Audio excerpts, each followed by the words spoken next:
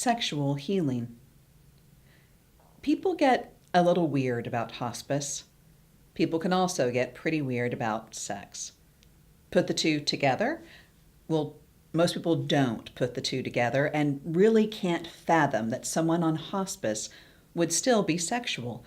It's as if a terminal diagnosis suddenly strips a person of every bit of identity and they become only someone who is dying. I suppose it makes sense that we do this as some sort of psychological defense. Dying is such a big thing to us that it becomes all-consuming. Granted, it's a pretty big deal, but for the person, it is still only one small part of all that they are and ever have been and still can become.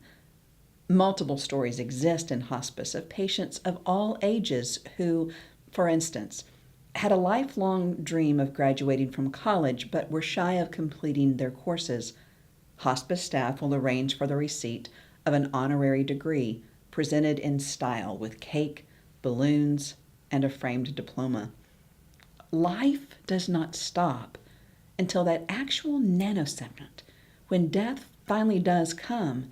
People do not cease to be who they are just because they've been given a new label of hospice patient or terminal. Hopes and dreams may come with a shorter expiration date. Tastes may shift and priorities may realign. Pain and other symptoms left uncontrolled, as well as overall fatigue, may in fact dampen desire. But in general, the biological, social, and emotional need for sexual, physical, and emotional intimacy doesn't simply go away.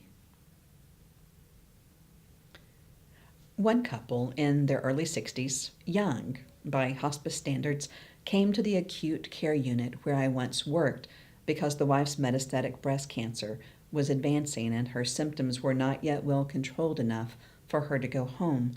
She had been in the hospital for over a week and then came to stay with us until she felt well enough. Her doctor was satisfied that her pain and nausea were finally being managed with just the right combination of medications. Sometimes it takes quite a bit of trial and error to find that combo, especially when we take into account their desire to remain as awake and alert as possible to enjoy what time they have left. We let the patient and family guide that balancing act based on what's most important to them. She was feeling more like her old self again. Her doctor indicated she would likely be able to go home in a couple of days if the current regimen continued to work. The last thing we ever want for a patient is for her to go home, experience a pain crisis, and have to turn around and come right back. Pain is a lot easier to manage when we stay ahead of it with a consistent and workable game plan. If we do get behind it, it can be a lot harder and take a lot longer to get the pain back under control. Her medical team was being proactive and trying to get her stable enough so that once she went home, she could stay there until she died, which was her greatest wish. Oh, aside from not dying just yet. I walked in the room and found the couple seated. She was in the bed and he was in a chair next to her. They were holding hands as they watched television. He stood up in a gentlemanly fashion when I entered. I glanced up and saw they had been watching the local news. They told me it was their ritual at home to watch the local news followed by Dan Rather. She told me it felt nice to be someplace that felt a lot closer to home than the hospital. Acute care facilities, which are sometimes called hospice houses, used to be where people went to die. Some still believe that's what hospice is, a place one goes specifically to die. As hospice care has advanced over the last 4 decades, most takes place wherever that person calls home, whether a private residence or a skilled nursing facility where they've lived for some time. Hospice facilities now are most often designed to do immediate symptom relief and then get the person back home as soon as possible. Research shows that's where most people want to live their final days. Thanks to hospice, the number of persons able to do so is on the rise, but we still have a long way to go. These hospice facilities are usually built with the comfort of the family in mind. Larger rooms, nicer furniture, fold-out couches, DVD libraries, rows of books and puzzles and games, a small fridge and microwave, a common activity room and play area, etc., all created to feel more like home for everyone involved.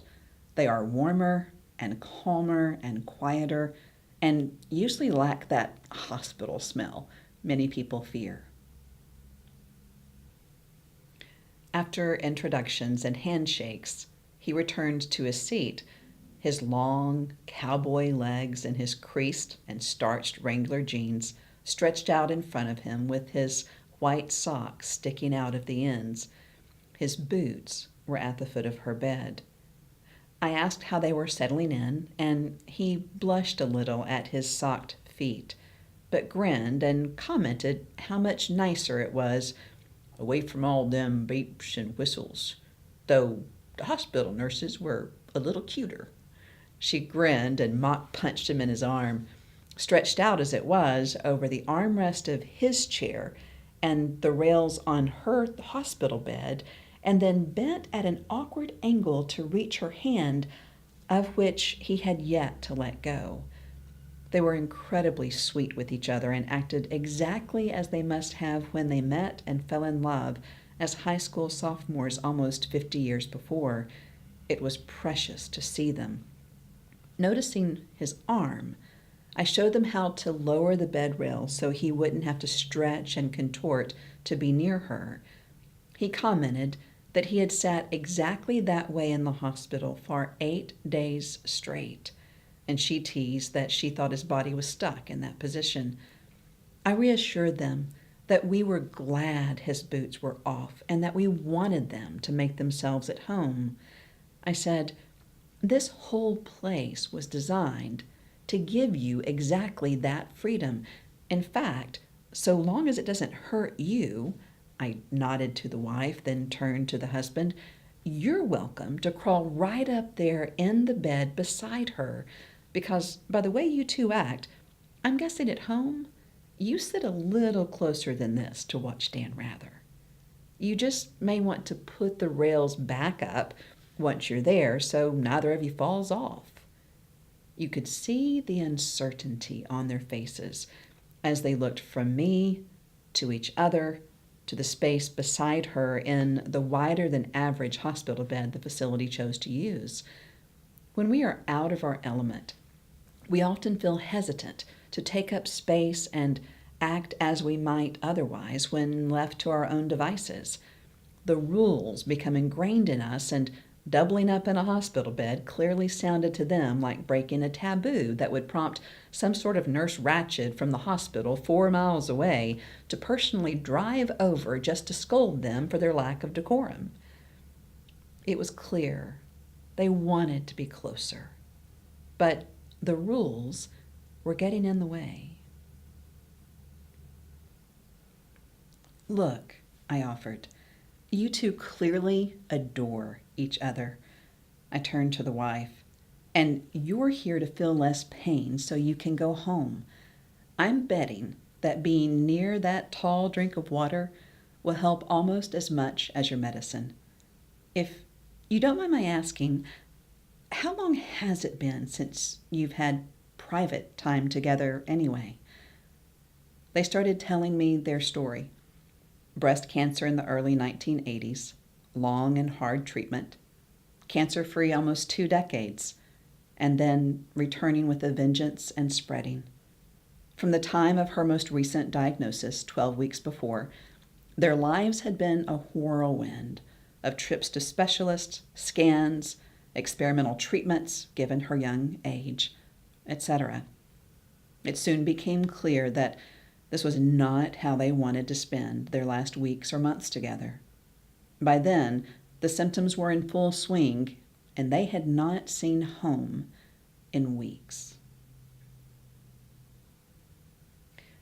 They were sad, but they were clear, and they were obviously in this together. After several breaths of silence, I reflected back to them. You made the decision to stop seeking a cure because you wanted quality for whatever quantity you have. Please let me encourage you to not let anyone do anything to put one more inch of space between the two of you than you want or need. I guessed at their next hesitation, remembering his gentlemanly blush at my catching him in his sock feet. In fact, I have some paperwork to do and really need to just sit and do it for, say, an hour and a half or so. We can't have locks on these doors in case a patient needs immediate help, but if I sit in my chair 5 or 6 feet down the hall from your door and tell the staff I can't leave until you open it again, I can guarantee you no one will get past me to come in until I do. I waited patiently but questioningly for their response. Another slight blush, but also sweetly sophomoric grins flushed their faces. I started to leave, turning one last time to say, just please don't forget the bed rails, and don't forget to come open the door eventually, or else my family will wonder why I'm not home for dinner. He winked at me and nodded his wide-grinned thanks, and she laughed, taking 20 years and 12 weeks off both their faces. I made it home for dinner. Over the remaining days they were with us. We eventually got around to talking about their faith and other things they needed to discuss, but not once were his boots anywhere but the foot of her bed, nor he anywhere but snuggled up right beside her between those hospital rails, her head resting on his solid shoulder. They looked exactly as I imagine they must have looked each night on their love seat as Dan Rather joined them in the final hours of their daily ritual.